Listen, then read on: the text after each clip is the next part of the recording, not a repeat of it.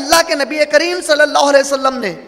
اللہ تعالیٰ سے دعا مانگی تھی کہ اے اللہ تعالیٰ، جس طرح آپ نے پچھلی امتوں کو ہمیشہ کے لیے ختم کر دیا، میری اس امت کو ہمیشہ کے لیے ختم مت کریے، بلکہ ان کو باقی رہنے دیجئے اور ان کو درگزر کریے۔ اللہ نے نبی کریم صلی اللہ علیہ وسلم کی دعا کو قبول کیا اور اللہ نے وعدہ کیا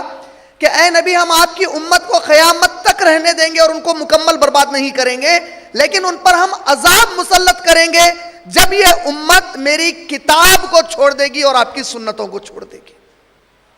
عذاب کی بے شمار شکلیں ہیں، زلزلے کی شکل کا عذاب، طوفان کی شکل کا عذاب،